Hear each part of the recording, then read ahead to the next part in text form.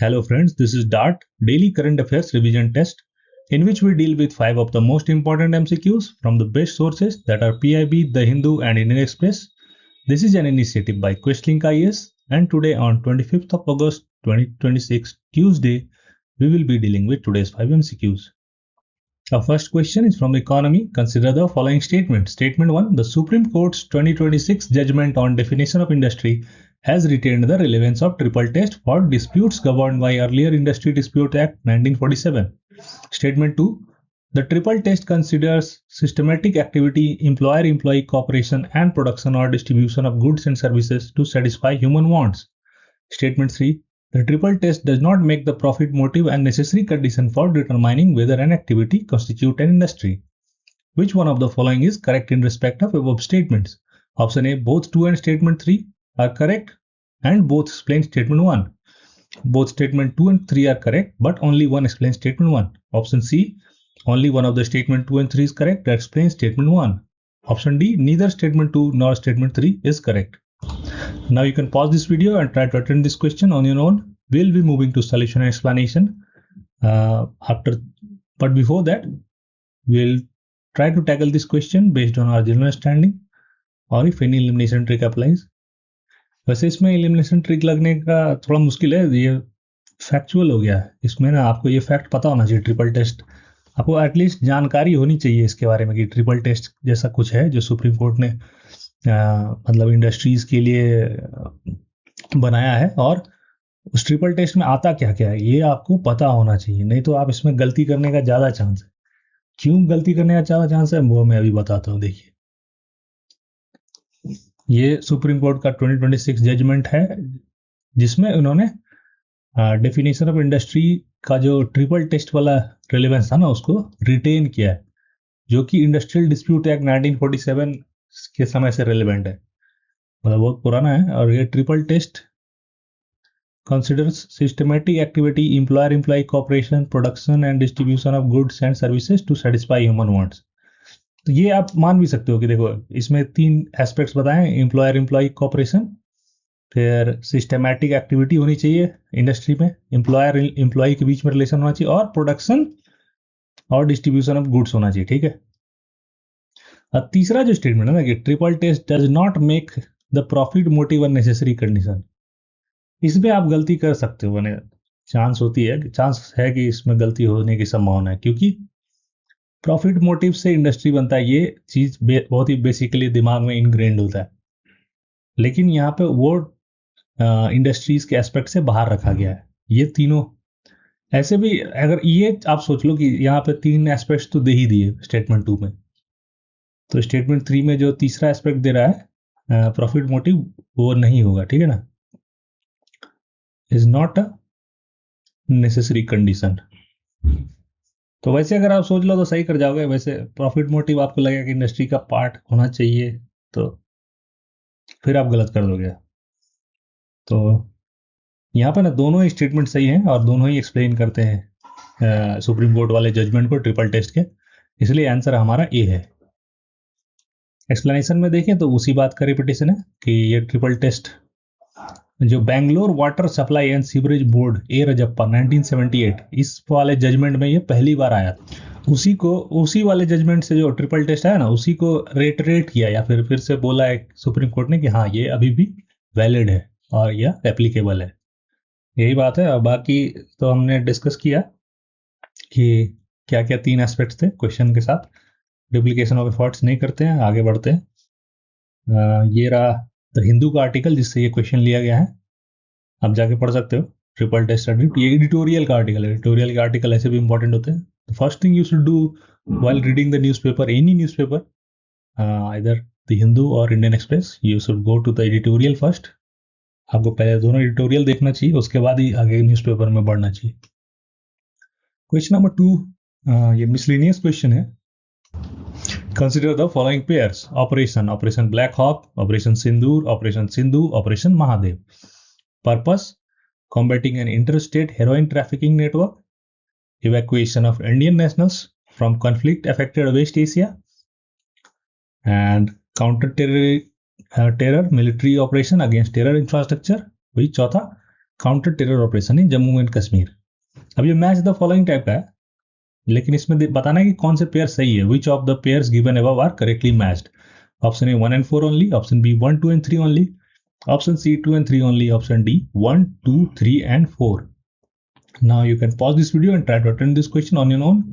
हम लोग इसको सॉल्यूशन एक्सप्लेनेशन पे जाने से पहले इसको कोशिश करेंगे कि अगर ये जनरल अंडरस्टैंडिंग या फिर इसके आधार पे कोई एलिमिनेशन ट्रिक के आधार पे बन पाए तो नहीं। ये हमारा यहाँ पे हमारा जैक क्या है, Sindoor. This is the tool will use.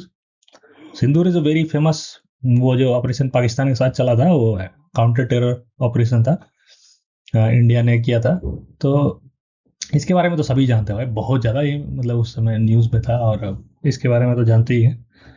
तो ये आप जानते हो, तो ये यहाँ देखो क्या दे रहा है, evacuation of nationals from conflict affected West Asia. ये तो गलत है, ये सही पेयर मैच नहीं है, ये इसके साथ है।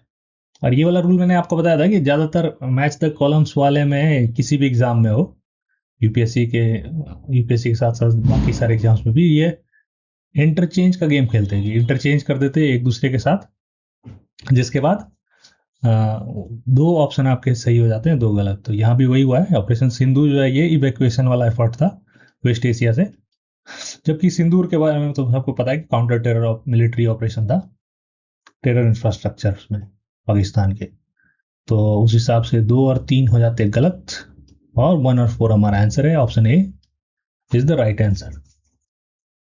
वहीं आंसर और एक्सप्लेनेशन में देखें तो उसी बात का है कि ये कॉन्टेक्स्ट वाला लाइन कि central bureau of narcotics, majorly जो ये ब्लैक हॉक जो है ना, इसी पे न्यूज था, उसी से बनाया गया क्वेश्चन। उसको चूंकि एक ऑपरेशन से सिर्फ क्वेश्चन नहीं आता, मतलब 2-3 ऑपरेशन को ऐसे मैच द कॉलम टाइप या फिर उनके बारे में इंफॉर्मेशन से रिलेटेड क्वेश्चन आ जाते हैं एक साथ, इसलिए न्यूज में यही था सिर्फ ऑपरेशन ब्लैक हॉक। ये नारकोटिक्स ब्यूरो का ड्रग्स सीज किए गए इसमें बहुत सारे, India's effort to combat inter state drug trafficking, मतलब आपस में इंडिया के अंदर जो ड्रग ट्रैफिकिंग का नेटवर्क चल रहा है उससे रिलेटेड है। वही देखें ऑपरेशन ब्लैक हॉक किससे, मतलब सीबीएन का, सेंट्रल ब्यूरो ऑफ नारकोटिक्स, ये दोनों तो सेम ही है। ऑपरेशन सिंदूर के बारे में सबको पता है, ऑपरेशन सिंदूर हमने डिस्कस कर लिया। ऑपरेशन महादेव ये भी काउंटर टेरर ऑपरेशन था जम्मू एंड कश्मीर में, ठीक है। और ये लिया गया है ये एसपीआईबी के आर्टिकल से, उसका स्क्रीनशॉट। तीसरा क्वेश्चन इकोनॉमी से है, consider the following countries. Number 1 Bhutan, 2 Cambodia, 3 Greece, 4 Maldives, 5 Mauritius, 6 Nepal. How many of the above countries are mentioned as being part of UPI's international footprint. Option A only 3, option B only 4, option C only 5, option D all 6। Now you can pause this video and try to attend this question on your own. We'll be moving to solution explanation. Before that, we'll try to tackle this question based on general understanding or if any elimination trick applies. अब देखो ये UPI वाला question जो है ना, ये काफी important हो जाता है, क्योंकि अभी 10 साल हुए हैं यूपीआई के, ठीक है। उसके अलावा और क्या हुआ है कि यूपीआई पे जो एमडीआर है उसके बारे में चर्चा हो रही है कि एमडीआर लगाना चाहिए, क्योंकि सरकार का काफी पैसा जाता है इसके यूपीआई को सब्सिडीज में, तो इसलिए इसके बारे में चर्चा हो रही है कि इस पे एमडीआर लगा देना चाहिए। तो ये दोनों वजह से ये क्वेश्चन काफी प्रोबेबल हो जाता है कि यूपीआई पे इस साल क्वेश्चन आएगा।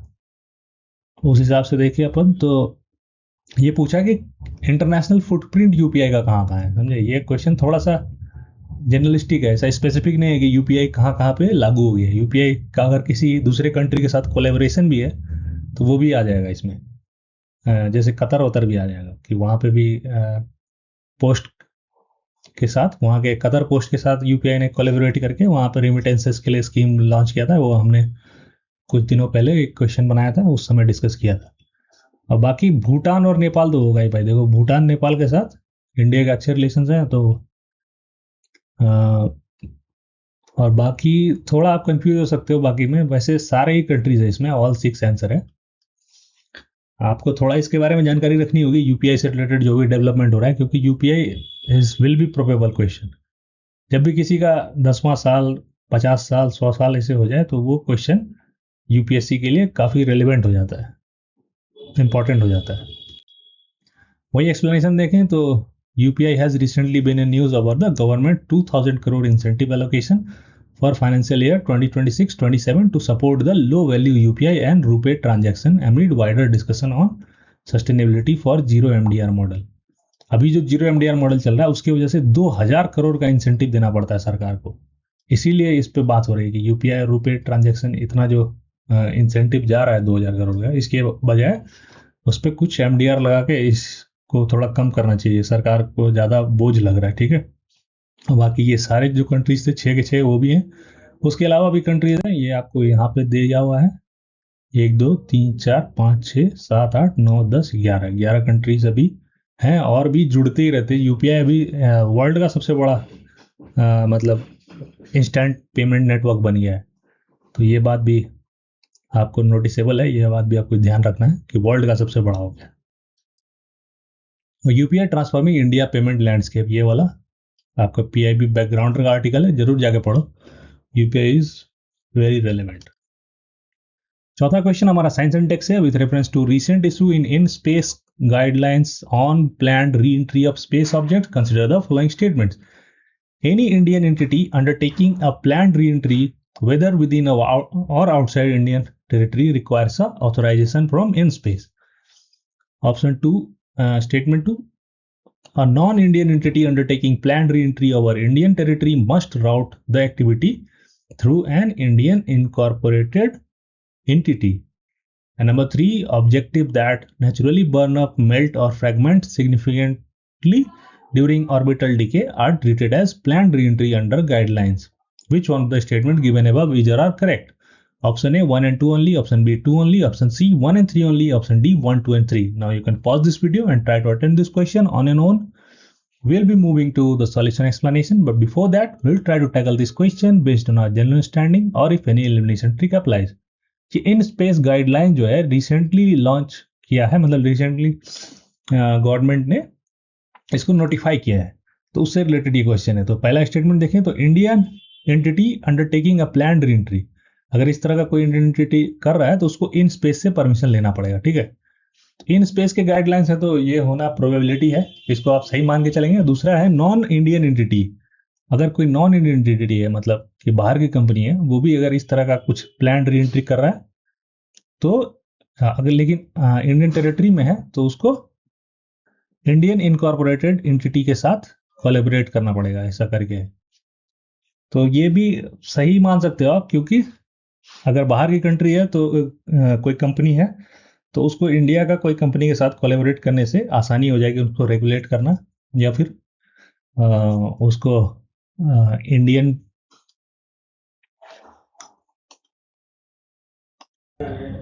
रूल्स रेगुलेशन और गाइडलाइन से मतलब वाकिफ कराना, मतलब उससे वो फॉलो करें अच्छे से, इसके लिए इंडियन एंटिटी के साथ कोलैबोरेट करना सही रहेगा। वही तीसरा स्टेटमेंट आप देखें तो ये मेन स्टेटमेंट है जिससे आपका आंसर आएगा, objects that naturally burn up, melt और fragment significantly sufficiently during orbital decay treated as planned re entries. अब एक चीज आप बताओ कि अगर कोई चीज वापस लौटते समय स्पेस में मतलब स्ट्रेटेजिकली प्लानिंग के साथ या फिर अनप्लान्ड, अगर वो पूरी तरह जल जाए, ठीक है, सफिशिएंटली मतलब लिखा है, तो अगर पूरी तरह जल जाए या बहुत हद तक जल जाए, थोड़ा मोड़ा पार्ट बचे, तो उसको प्लान्ड री एंट्री कहेंगे क्या? कोई प्लान करके क्यों जलाएगा यार? मतलब अगर कोई रॉकेट है, अगर उसको वापस लाना है, मतलब री एंट्री वाला रॉकेट है, अगर उसका मॉड्यूल पूरी तरह जल जाए तो फिर क्यों ही उसको प्लान्ड री एंट्री में रखेंगे, है ना? नेचुरली बर्न अप अगर हो जा रहा है तो। इसलिए तीसरा स्टेटमेंट यहाँ पे गलत है, आंसर हमारा ए 1 and 2 ओनली है। ठीक है, एक्सप्लेनेशन देखें तो आंसर ए है। इसमें पहला जो कॉन्टेक्स्ट लाइन है, इसमें India's new planned re entry guidelines के बारे में, प्लान्ड री एंट्री से रिलेटेड गाइडलाइन जो है इन स्पेस के साथ, इन स्पेस को फोकस में रखते हुए इंडिया ने लॉन्च किया है, और उसी के बारे में ये दोनों स्टेटमेंट्स, जो कि अगर कोई फॉरेन एंटिटी है तो उसको इंडियन एंटिटी के थ्रू ही अपना ये काम कराना होगा, अगर इंडियन टेरिटरी में करना है तो। ठीक है, और वहीं पे जो तीसरा वाला था पॉइंट जो हमने डिस्कस किया कि अगर कोई चीज जल जाती है तो उसको प्लान री एंट्री में नहीं रखेंगे। ठीक है, now this article has been taken from the Hindu. ये उसका स्क्रीनशॉट है, आप जाकर पढ़ सकते हो। हमारा आखिरी क्वेश्चन आज का भी साइंस एंड टेक से है। Which of the following best describes polymorphic malware recently highlighted in the discussion on AI-enabled cyber threats? Option A, malware that remains unchanged but spreads automatically across connected networks. Option B, malware that continuously modifies its code or structure to evade conventional detection mechanism. Number C, malware designed exclusively to encrypt files and demand cryptocurrency-based ransom. Or option D, malware that can operate only after receiving instructions from human-controlled servers. So now you can pause this video and try to attempt this question on your own. We'll be moving to solution explanation, but before that, we'll try to tackle this question based on our general understanding or if any elimination trick applies.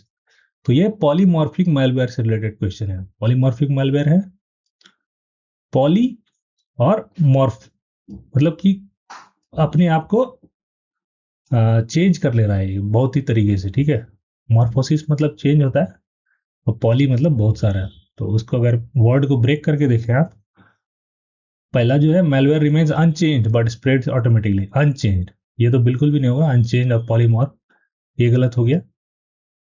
वही सी देखें तो encrypt files करके crypto currency पे ransom मांग रहा है, ये ransom where से रिलेटेड है, ठीक है, ये भी नहीं। आंसर इसका बी है, malware that continuously modifies its code to structure to evade conventional detection mechanism.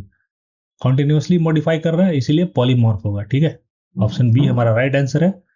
ये आप जनरल अंडरस्टैंडिंग के आधार पर भी बना सकते हो इस क्वेश्चन को, अगर आपको नहीं भी पता है तो। This is an question on the easier side. वही एक्सप्लेनेशन में उसी चीज को डिटेल में बताया गया है कि the discussion on AI and cyber security highlights the India's challenge involve not only protecting existing digital infrastructure but also developing stronger domestic AI capabilities. तो एआई का यूज करके आजकल रैंसमवेयर को पॉलीमॉर्फिक बनाया जा रहा है सब में, इसलिए ये वाला न्यूज में कि एआई के कारण। तो वही यहाँ पॉलीमॉर्फिक मेलवेयर के बारे में डिटेल्स दिए गए हैं जिसको आप पढ़ सकते हो। ये क्वेश्चन इंडियन एक्सप्रेस के आर्टिकल से लिया गया है। ये उसका स्क्रीनशॉट है, आप जाके देख सकते हो। और इसी के साथ आज के 5 क्वेश्चन हमारे खत्म होते हैं। एंड अगर आपको इसका क्विज में बनाना है, इस 5 क्वेश्चन का क्विज फॉर्म में, या फिर दूसरा नंबर क्या है कि अगर इसका आपको चाहिए टेक्स्ट फॉर्म में, या फिर उसी को पीडीएफ बना सकते हो आप। ये सब अगर आपको चाहिए हमारे वेबसाइट पे जाओ, जिसका लिंक आपको डिस्क्रिप्शन में मिल जाएगा। And thank you very much.